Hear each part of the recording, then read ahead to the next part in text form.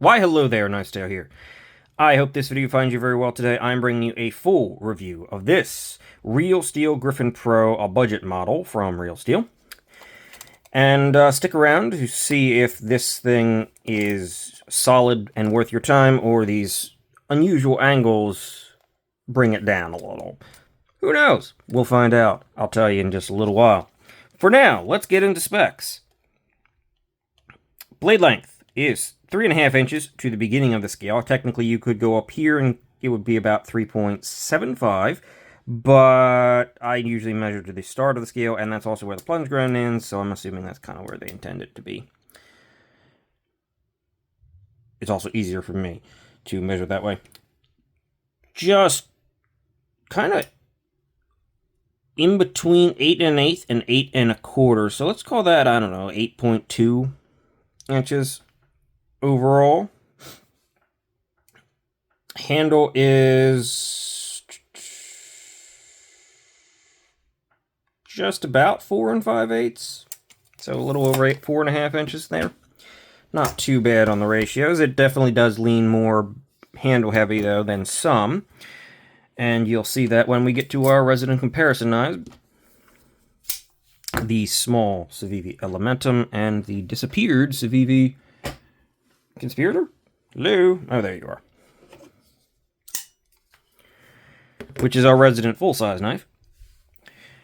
And as you can kind of see, I got them lined up. It is longer than both. Very, very slightly longer than the Conspirator, but if I were to move that back and match up those blades, you have almost exactly the same amount of blade length, but a little bit more handle. So definitely a full-size knife. Not quite as perfect on the ratios as maybe the Conspirator, but I mean, it's not far off. Oh, I suppose because I always forget, and I always say I forget, and then still forget.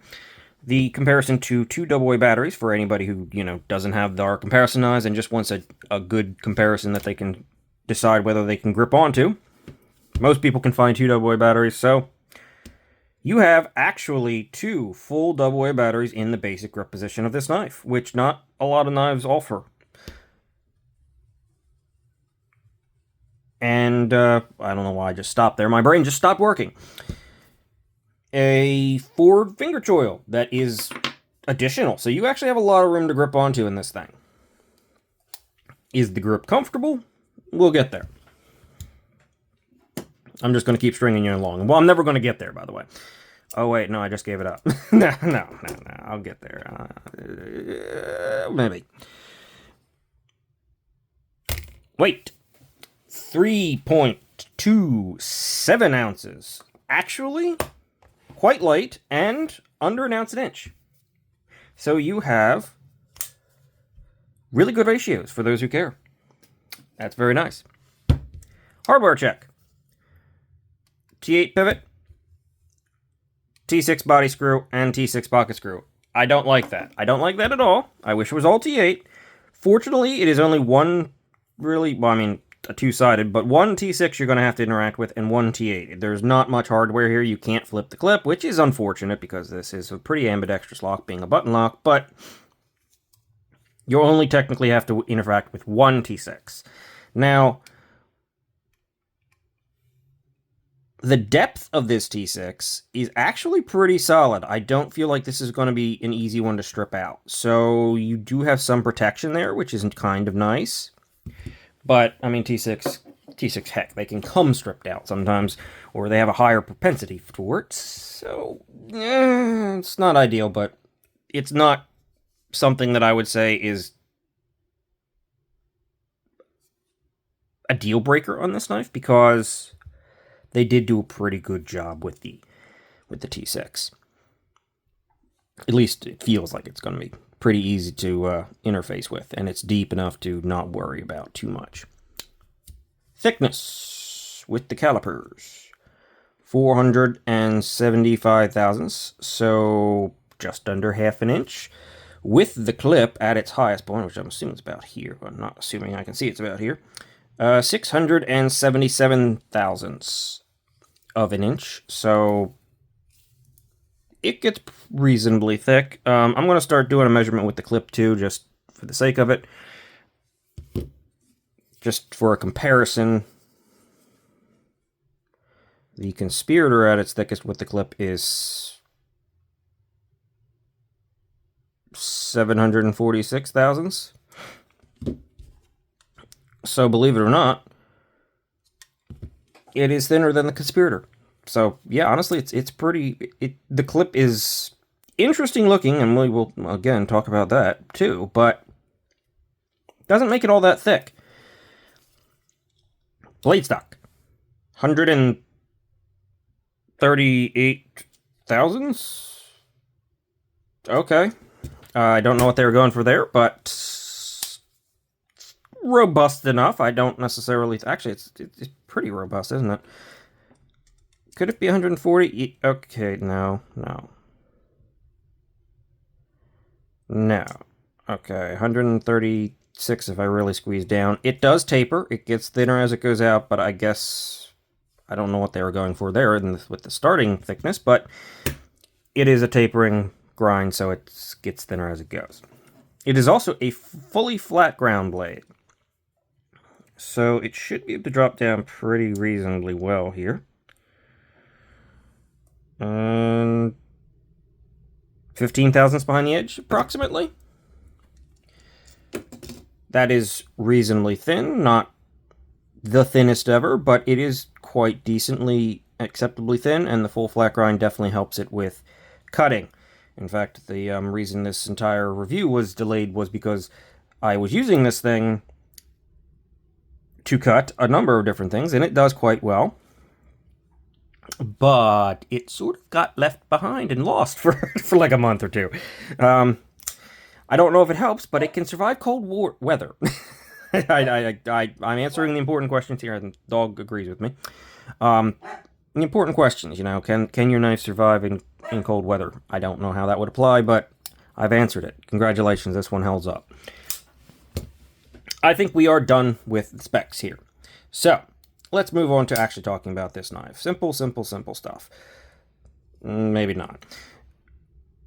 Drop point blade, a little bit of belly up front, but you can still get good access to the tip pretty darn easily. It definitely works just fine. The flat grind, I've already said, works pretty solidly. 14C28N blade steel, which is a nice budget steel. I like it. I know it doesn't hold. Its edge retention isn't the greatest, but it is pretty easy to touch up. It is, however, very tough and very corrosion resistant, which is probably why it's managed to not have any issues, because not only did I leave it sitting out in the cold, the last thing I opened with this thing was a bag of rock salt. And not seeing any corrosion. Hold on just a moment, please. Sorry about that. Where was I? I don't even know anymore. Ah, yes, blade. 14C28N. I like the steel. The high toughness allows you to put a pretty low edge angle, degrees per side, and it'll hold that a little bit better, but of course with the edge retention not holding up is better, you're going to need to touch it up. However, this edge stability, because of that toughness, can handle slightly higher edge angles than even some better, knives or better steels that handle wear resistance, let's call it. I don't know. Brain stopped working. What doesn't stop working is this sharpening choil. This is like a perfect sharpening choil. I mean, sure, I guess they could have taken it straight down, but they put it at the apex of the notch, and the plunge grind is great. And of course, you have a big 4-finger choil, so you have tons of life on this knife. The jimping also, while not like the perfect fine jimping that I really like, it does actually have some tackiness to it. It grips and holds your hand a little bit. So, yeah, it actually provides traction. It's useful, which is not the case for, let's be honest, a metric ton of most knives that don't really have any function for their jimping at all, which is interesting. Oh, by the way, it says Carson here. Carson Huang is the... I hope that came out right. Huang is the designer on this knife. That's his name. I guess that's also his logo since it's pretty kind of designy looking. But yeah, he made the knife. The opening aperture. Literally on the Real Steel website, it says that the aperture is designed after the look of a griffin's eye. My question is, how the hell do they know what a griffin's eye looks like? Don't know. But that's what it is. However, as unnecessary as it is to redesign an opening hole or aperture, this one certainly has some more facets to it. And weirdly enough, they're beneficial. You go up here to thumb flick it, and this curve away from you at the top here snags the meat of your finger and allows you to throw out pretty easily. Not that it's hard on a normal one, but again, they're modifying and fixing what didn't need to be fixed kind of thing. The reverse flick. Weirdly enough, this little divot back here provides a little bit of extra room to easily get your finger at the right angle. Like, you kind of just push your finger into it. And that automatically adjusts your finger at the right angle for the... Well, I just screwed that up, of course, because, well, I'm talking about it. But it works. It helps. I don't know why. It doesn't need to be done, but it did. So, as long as it still works, I'm not going to complain, of course, but it is what it is. This knife, I will say, is not perfectly center, as you can pretty much see there. It does appear to purely be the grind out at the tip. They got a little bit wonky out there. That can certainly happen with budget knives. I don't like it happening, but it's also not like the farthest off center it could possibly be, so I'm not going to be too upset with it. But it is a little bit, and it does seem to be grind. This side definitely goes in a little bit harder or more severely than the other side. Just information. It is on bearings. It is a button lock on bearings. There's a little bit of a tight button lock on bearings. It doesn't like want to freely drop. It sort of slowly goes. So you kind of got to give it just a little bit of something. Which is not a problem, not really a bad thing. There is no play. It is solid in that regard. It has a secondary lock that prevents depression of the button in the open position. It does not, however, engage in the closed position. So you can't lock it shut. Just lock it open. Whether that provides that much extra, I don't know, but it is a safety mechanism, so I'm not going to say it is completely pointless. It is very much so. Got a point to it. The big housing of the button lock is also present on the other side, which is interesting. You don't always see that. Sometimes you do, sometimes you don't. But they decided to just stick that right out there. Handle. There's one standoff. As I said, only one screw to interface with back on the back of the end of this thing. The handle is micarta in blue. There is G10 variants available. And it's got quite a few unusual looking angles, let's call it. I mean, you can kind of see it. And yet, just like, I guess, the weird over thought out blade aperture, the handle too is kind of unnecessarily over designed, but it creates a style that still works. It's surprisingly comfortable in the hand. They put very nice chamfers in very good places. So when you grip onto this thing, it definitely helps, and it doesn't feel angular, even though these are flat scales. It's surprisingly comfortable, and the choke-up position works pretty darn well as well. They've given you more chamfers up there. It's not like the perfect choke-up position, but I don't feel like I'm going to rotate into the blade, and I feel pretty comfortable up there. I will say that the push grip position choked up here isn't bad, but you can get the end of the clip in your hand a little bit. But it's still reasonably comfortable for the most part. I don't feel like I'm going to press the button. And the angles, as interesting as they are and unnecessary as they are, really do work and have been thought out clearly. So, I mean, that's kind of the name of the game with this one, right? Extra thought has been put into different aspects of this knife to make an unusual design kind of work, which I can appreciate that, certainly. The micarta itself is pretty... I mean, it's not Kaiser, like, top-end micarta execution. It's just decent micarta. It does feel good. It's a little bit ragged. You can see some of the little bit of fraying on the inside. It doesn't seem to be on the outside, so that's always a good thing. It's definitely been smoothed down all around the edges. It's fine micarta. It's not like anything to write home about. Pocket clip. This is a clip. It is a clip. It works. It really looks like it's not going to work.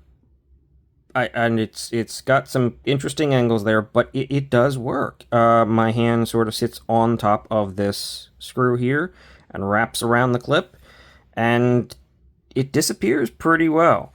I do feel the tip a little bit because it does extend pretty long, but not in an uncomfortable way at all.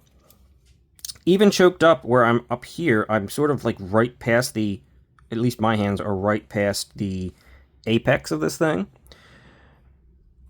So somehow it still feels okay. As I did say though, push grip, when you choke up like this, you do get the tip of the clip kind of in your hand a little bit, unless you sort of adjust, as well, you have to adjust for it, otherwise it's not going to be comfortable. I can find a spot that's decent, but that could be a little bit of a weirdness. It's definitely meant and designed around being held in this, more saber grip style. The clip itself is steel. It's fine flex. It does have, it doesn't really go completely flat at the end, and it's long and tall enough that it works. It's just odd. The entire thing is odd, and I think it's going to work for a lot more people than you might think it would, but if it doesn't work for you, it's probably not going to work for you really badly, right? If it happens to be one of those things where it just doesn't hit the mark for you, sorry about that. The video just sort of dropped, paused itself that time. Don't know what happened there. So I was talking when not realizing it wasn't going anywhere. Interesting. What was I talking about? Yes, the angles of the clip, or the entire handle, really. I think it's going to work for a surprisingly larger number of people than you might think. It actually is usable and functional, but if it doesn't work for you, it's really not going to work for you. Basically is where this whole thing is. And the final thing I want to talk about is price. These are $65, though I believe they're often on the sale. Right now, I think they're actually $60 or $59, something along that. But they're $65 listed on the Real Steel site. You can get them. I'm definitely going to link it down below. They are available. And as far as knife goes, with the extra little bit of stuff that the button lock adds, I'd say they're priced reasonably competitively. I mean, there's nothing bad here. You got a pretty decent sized blade, decent amount of stuff.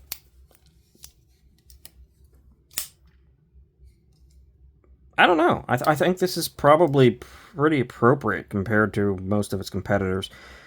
Would I like to see it down at $50? Sure, but $60, $65 is not the worst thing ever, and I do think that you're at least getting your money's worth here. So, I believe that brings us to the end of the review. Yes. This is a reasonably recommendable knife. If you like the looks of it and like something different and kind of odd that isn't, completely outside the realm of still being a functional knife, this could definitely be for you. But again, like I said, if it doesn't work for you, it's probably going to be a bit of a pain. It should work for more people than kind of it looks like it would, because there has been some thought put into this. There is also a much more premium variant of this knife in full titanium and everything like that. I don't recollect what blade steel that is off the top of my head, but you can check that out. I'll link it too. Either way, that's it for me. Thank you for watching. Hopefully you found something interesting or that you didn't know about this knife, or maybe there's a new knife on your radar and I'm very sorry for your wallet. Because there's always a new knife on your radar and I don't need to be helping to add more, right? But I did. And I'm done. That's it. Thanks for watching. See you later.